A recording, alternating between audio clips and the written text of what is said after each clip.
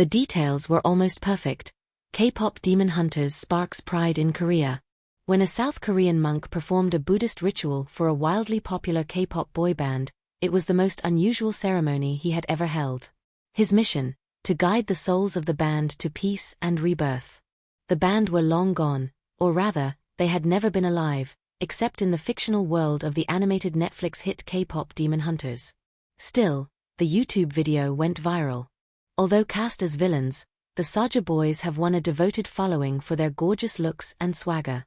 Even their name Saja translates to Angel of Death, among other things. The live-streamed service, a genuine Buddhist rite known as kondoji usually performed by monks for grieving families, lasted more than 2 hours and drew more than 4,000 viewers, more people than he had ever seen for a ceremony, even offline, says the monk, a virtual YouTuber who prefers to remain anonymous. This was no joke. The BBC confirmed that he is a registered monk. But he could not guarantee salvation for the Saja boys, not even for the lead Jinwoo. That would depend on his good karma. I can guide him, but I can't promise. As Kpop Demon Hunters tops every chart, Netflix says it has become its most watched movie ever. Koreans are reveling in the moment. Made and voiced by Korean Americans, developed by Sony and released by Netflix, the film's inspiration is deeply Korean. It's a tale about mythical demon hunters whose power comes from their music. In this case, that's a sassy K-pop girl band called Huntrix. And of course, the soundtrack that fans across the world are now singing along to every day is rooted in South Korea's biggest export, K-pop. All of this has sparked a frenzy in South Korea, like in so many other places, a fascination with the Korean culture the movie centers, and even a little bit of FOMO, because unlike in the US and Canada, there are no plans yet to release the movie in cinemas here. Seeing all the sing-along clips online, at cinemas. I'm jealous of Americans, wrote a fan on social media. Another vowed, I'll even take a day off if KDH comes to cinemas. A big promise in South Korea's grueling work culture. Part of the fandom is driven by respect. Many Koreans are wary of clumsy depictions of their country on screen, especially given how popular the culture is right now. And to have such a global hit get it wrong would have stung. I've seen plenty of films and dramas that touched on Korean culture, but they were always full of errors. They would confuse it with Chinese or Japanese traditions, show actors speaking awkward Korean, and reduce everything to a shallow imitation, says Lee Yoo-min, a woman in her 30s. But I was genuinely astonished at KDH's portrayal of our culture.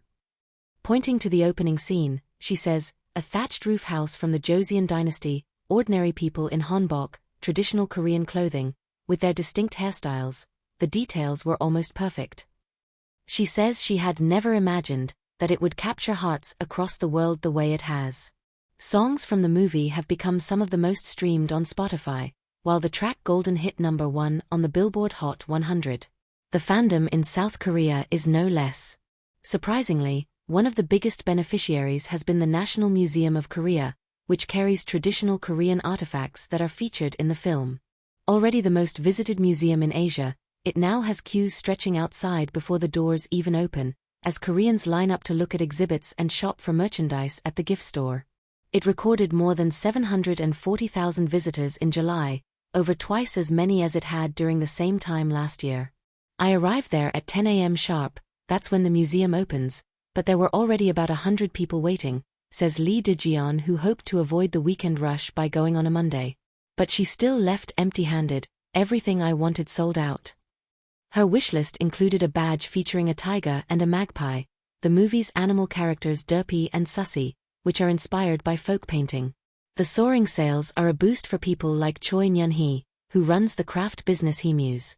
My revenue has jumped about 5-fold, she says, adding that her products are now being exported to the US and Australia. She says she discovered Kpop Demon Hunters when the tiger-shaped naraigi, a traditional pendant, with mother-of-pearl, suddenly started selling out. Choi had previously worked at a museum, where she developed educational programs on Korean artifacts. After watching the film, she thought Korean culture was well displayed and weaved together into a story. For others, it's not just the imagery and symbolism that resonated. Rumi, the heroine, hides her true self out of embarrassment and shame. I related to that, says Lee Dae-jeon. In Korea, People worry far too much about what others think. Park Jin-soo, a YouTuber who has worked in the Korean film industry, admits he initially dismissed the movie as a bizarre animation based on K-pop, but when he finally watched it, he found that he thoroughly enjoyed it. I would personally like to see KDH on screen, especially at a time when South Korean cinema is desperately in need of blockbuster movies, he says. Right now, they are at war over sharing the same pie, but streaming and cinemas each have their own purpose. If they shape trends together and if it goes viral, won't the pie they're fighting over ultimately grow larger? I think KDH can play that role. To him, the sing-along experience, which is something that only a cinema can offer, is one way of turning a streaming hit into a box office blockbuster. More than 2 months after its release, the film's momentum hasn't slowed. In fact, it's spilling into cinemas. In North America, special sing-along screenings have made Kpop Demon Hunters Netflix's first #1 film at the box office. Now South Korean fans are clamoring for the same experience, with so many of them saying online and offline, "I want to sing KDH in a cinema." The movie will show at the Busan International Film Festival in September, which has announced limited sing-along screenings this year, though tickets are expected to be scarce. Lee Yoo-min, who has watched the film more than 5 times on Netflix, says she's determined to go if it arrives in the cinema. "I'll definitely drag my husband along, he hasn't seen it yet." "I'm rooting for KDH screening in South Korea," declares a fan online. "I know nothing has been confirmed, but I'm already starting to memorize all the lyrics." Another asks, Kpop Demon Hunters is screening in North America, Canada, and the UK. So why not in the home of K-pop?